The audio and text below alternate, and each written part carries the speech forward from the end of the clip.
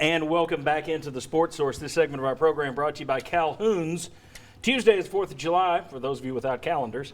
That means picnics, and that means you should be calling Calhoun's and order up a Feed 5 or Feed 10, there we go, Feed 5 or Feed 10 family pack. That's barbecue or ribs, buns, sauce, beans, coleslaw, plates, utensils. Literally, everything is boxed up for you. Now that's a picnic. And as Chuck pointed out a few weeks ago, it also serves as a handy trash carrier as well. So when you're done, just put it back in the box. Calhoun's, nobody else does anything like that. It's fantastic. Check them out this holiday on Tuesday or anytime you want. If you don't want to cook, Calhoun's and the Feed 5, Feed 10 family pack. All right, guys. We've got nothing but football the rest of the way. But quickly on the Lady Vols front, Holly Warlick lost Diamond DeShiel. She decided to leave UT early after saying she was going to stay. She's leaving early. It's too late for her to go to the pros, so she's just leaving. Or too late to go to the pros here, the WNBA. She may be going overseas. She's the third Lady Vol to transfer this offseason, by far the best of those three players. You were counting on her as a player. Warlick then put out a tweet with a smiley face. A lot of people said, whoa, you happy she's gone? And she said, no, I had people asking how I was doing, if I was okay. So I was just responding with a smiley face. All of a sudden, then her Twitter feed goes away completely. And on top of all that, she's lost an assistant coach to national champion South Carolina. And a very good recruiter. Yeah. So now you can make well, I'll get to this. I'll get to the second part in a minute. Is it as bad as it looks? We know this is a huge year for Holly Warlick. It doesn't seem good. This is the kind of thing that, I mean, the only word you could use would be unraveling, maybe? Is the perception worse than the reality, or is the perception the reality? Well, as much stability that has been in that program for as long as it has, and players, literally dying to get into it and be a part of it, and staying and making such a big deal about the graduation rate. Yeah, it is, but then you think, oh, look at all the turnover on the football staff. When things aren't going the right way and you've gone from 32 wins to 30 wins to you're in the 20s, there's going to be some changes. But for a year, there's so many young, talented players coming in, it does look like there's some discord over there, doesn't it? Well, yeah. My question is it real?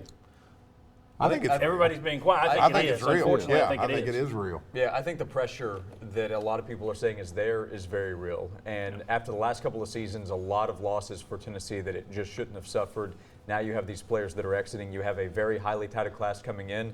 That class is going to be expected to win, and it better win starting this year. Well, we've seen what can happen, though, when really talented young players come in and start displacing older players. It can create some chemistry issues. And when does stability turn into staleness? So I'm kind of in the stay tuned camp. I'm not so sure this is a bad thing if some of these girls that left didn't have the right attitude with the young players coming in. Look, there's no question about Diamond DeShiel. This is the second program she's now left. Right.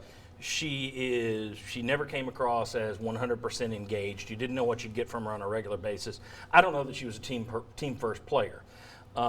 You wonder, with all of these young kids coming in, if they might have picked up a bad habit had she stayed around. Now, that's a long range view. It could work out in the long range. I don't know that Holly Warlick has a long range. I hope she does. I think she was the right person to hire. I think she deserved it. There's a reason Pat had her set up as the person. Sometimes it doesn't work out. So I don't know if she's more of a short run, and this may work out in the long run, which might not mesh in the first year. No, I think that it looks disheveled if you're looking at it from the outside. And I think if she comes out, and you read message boards and people are like, well, they've got to go to the Final Four.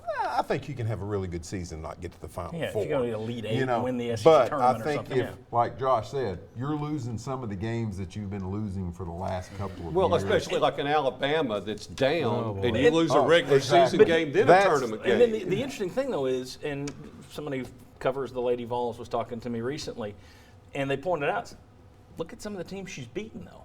So those people that say, well, she's not a good X's and O's coach, that's not it. It's, can she was good cop. Pat Summitt was bad cop. Now, they all love Pat, same way that the players love Bobby Knight, but she was the tough cop. Holly was the good cop. Sometimes it's tough to go from being good cop to bad cop. So I wonder, I don't think her problem is X's and O's, knowledge of the game. I think it's getting buy-in from those Her players. problem is getting the players to consistently compete at a high level and go out there and play together.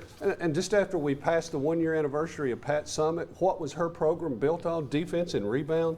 And you see like a Diamond DeShields out there loafing, and a streaky shooter, moody player.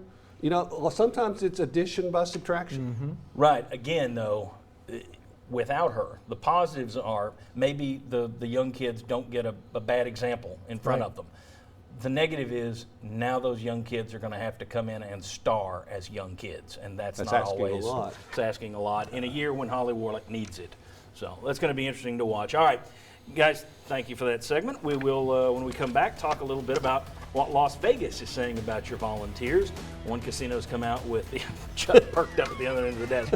One casino's come out with their predictions for Tennessee, sort of, kind of. We'll take a look at those and say, would this scenario be a good year for Tennessee? Come on back.